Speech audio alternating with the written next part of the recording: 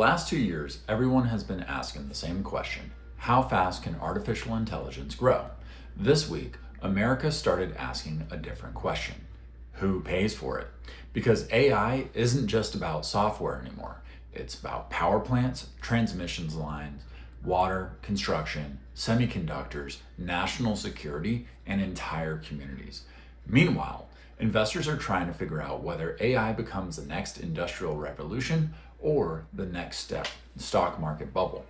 And with the conflict in the Middle East continuing, capital is also flowing toward industries that have historically benefited when geopolitical tensions remain elevated. Different stories, one common question. Who's building America's future? And who stands to benefit from it? I'm Kyle Grimshaw, and this is the Texas Market Brief. Good morning, everyone, and welcome back. I hope you all had a great weekend. I'm Kyle Grimshaw with the Grimshaw Home Group. Today is Monday, July 20th, 2026. If you're a homeowner, an investor, entrepreneur, or someone who simply wants to understand how politics, business, and economics affect everyday life, you're in the right place. Because today's episode isn't really about AI. It's about infrastructure, incentives, and investment. And it's about the enormous amount of money now being poured into what many people believe could be the next American economy. Let's jump on in. Just a few months ago, most of the conversation around AI was about possibility, what it could write, what it could automate, how fast it could scale. Now the conversation is changing because people are beginning to see what AI actually requires in the physical world. And once you see that, you start asking different questions. Questions about electricity, water, about land use, transparency from the companies, whether local communities should be expected to absorb the cost of all this growth. Reuters reported this week that opponents of the rapid expansion of AI data centers are planning protests in more than 125 communities across the United States, with Texas expected to host the largest number of demonstrations of any state. Reuters also reported that only about 14% of Americans say they would feel comfortable having a data center built in their own community. And I think that's fascinating because this isn't really a Republican issue, it's not a Democrat issue, it's becoming an everyone issue. Why? Well, because AI stopped being about a software update. It's not a software story anymore. It's an infrastructure story. It needs electricity, water, fiber, substations, transmission lines, construction crews, concrete, steel, land, and in many cases, entire industrial campuses. And all of these things cost money. That's why the White House has become more involved. Reuters reported that major technology companies, including Amazon, Google, Meta, Microsoft, OpenAI, Oracle, and even xAI, have agreed to help fund new power generation and electrical infrastructure connected to their projects instead of shifting those costs directly onto residential ratepayers. Now, whether that works in practice remains to be seen. But here's the important point. The conversation has changed. 6 months ago, people asked, how powerful is AI? Now they're asking, who's going to pay for all of this? And here in Texas, that question matters even more. Many of these new AI projects are already being built in communities experiencing rapid population growth. More industrial development means more jobs. More jobs means more people, and more people means more demand for housing. And more demand means more pressure on roads, schools, utilities, and local governments just trying to keep up. That's why this conversation matters. It's no longer just about technology. It's about planning for growth in a way that actually is sustainable. And there's another piece to the story. For a long time, many people assumed the most advanced American AI models would dominate use in every case. But businesses are beginning to experiment with lower cost alternatives, including Chinese models for routine business applications because the price difference is becoming impossible to ignore. That doesn't necessarily mean those models are better. It simply means many businesses are beginning to ask whether the additional performance is worth the additional cost. Think of it like this. You can buy a Ferrari or you can buy a Honda. The Ferrari is faster, more powerful, more impressive. But if your goal is simply getting to work every morning, for many everyday business tasks, the Honda may be all that you actually need at a fraction of the cost. That's where the AI market may be heading. Not simply what's the smartest model, but what's good enough at the right price. And that could become one of the biggest competitive battles in AI over the next several years. One question I get all the time is, why do these data centers use so much power? The answer is actually pretty simple. Every time you ask AI a question, somewhere a computer has to process that request. Now, imagine millions of people doing that at exactly the same time. Then add companies training larger and larger AI models. Training those advanced systems requires massive clusters of specialized computing chips running continuously for long periods of times. Those chips generate heat. Heat requires cooling. Cooling requires electricity, and electricity generation requires infrastructure. That's why AI isn't just becoming a software race, it's becoming an energy race. And whichever countries build enough reliable electricity are probably going to have a significant advantage. Speaking of where capital flows, let's shift gears real quick. The conflict in the Middle East is still unresolved, and while nobody wants prolonged conflict, investors still have to ask a very practical question. How do financial markets tend to behave when geopolitical instability sticks around? Historically, the answer is fairly straightforward. Markets begin looking at sectors where governments are most likely to increase spending, or where uncertainty creates new demand.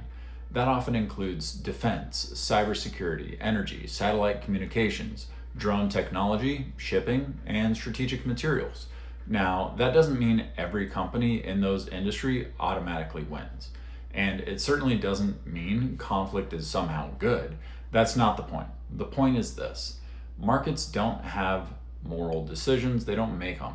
Markets make probability decisions. They ask, where is government spending likely to increase? Where does risk become more valuable? Where is capital likely to flow next? And investors begin repositioning accordingly. So this isn't about celebrating war, not even close. It's about understanding how markets have historically behaved when uncertainty stops being temporary and starts looking more permanent. And as always, this is not financial advice. Every investment carries risk. I'm simply explaining how financial markets have historically responded during good periods of prolonged geopolitical uncertainty. This brings us to our next major question. If governments are investing, big tech is investing, and Wall Street is financing all of it, does that mean investors should continue pouring money into AI? Or are we watching the early stages of another bubble? That is one of the biggest debates on Wall Street today. On one side, you have people who believe artificial intelligence will become as foundational as electricity, the internet, or the smartphone. On the other hand, you have people asking a much simpler question. When does all this spending actually produce enough profit to justify today's valuations? And honestly, that's a fair question, because this is no longer just a software story. It's an industrial ecosystem. It includes computer chips, servers, power producers, construction companies, natural gas, nuclear energy, copper utilities, networking equipment, data center financing. Reuters reported this week that Wall Street banks increasingly view AI infrastructure as a long-term financing supercycle because of the enormous capital required to build these projects. At the same time, Reuters also reported that investor anxiety is rising. A Bank of America survey found that 40% of fund managers believe AI stocks are currently in a bubble. And honestly, both sides may be seeing something real. History tells us that major technological revolutions create enormous opportunity. History also tells us they often create bubbles. Railroads had one, the dot-com era had one, housing had one, and even crypto had one, the most recently. AI might produce one too, or maybe it won't. You don't know yet. The real challenge isn't deciding whether AI matters, it clearly does. The challenge is figuring out which companies become long-term infrastructure and which companies disappear once the excitement fades. Here's what I've been thinking about. Every generation solves a different problem. Our grandparents helped build America's highway system. Our parents helped build the internet economy. And now, our generation is being asked to build an economy powered by AI without losing the human touch. I think that's the assignment. We've spent decades talking about the information age.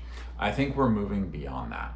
We're entering something closer to an industrial AI age because this isn't just software anymore. It's concrete, steel, copper, power plants, manufacturing, national security, housing, water. Entire communities are going to be reshaped by this build out. The question isn't whether AI is coming, it's already here. The real questions are as follows: who's going to build it? Who's going to pay for it? And who stands to benefit the most? Because history has a funny way of rewarding the people who recognize major economic shifts before they become obvious to everyone else. And I think we're living through one of these shifts right now. Before we wrap up, I'd love to hear your thoughts. One of my favorite parts of the show is reading through your comments. Some of you agree with me, some of you challenge me, and honestly, I appreciate both. The goal isn't to tell you what to think. It's to give you enough information to think critically and come to your own conclusions. So today, I've got 2 questions for you. Question number 1. Artificial intelligence is becoming one of the biggest infrastructure projects in modern history. Who should pay for it? Should it be taxpayers, utility companies, big tech? Or should the cost simply be passed on to the consumers? I'd love to hear why you chose your answer. And question number 2, as artificial intelligence continues reshaping the economy, which industry do you believe will have the biggest impact on the American economy over the next 10 years? Artificial intelligence, defense, energy, nuclear, cybersecurity, robotics, manufacturing, or something else?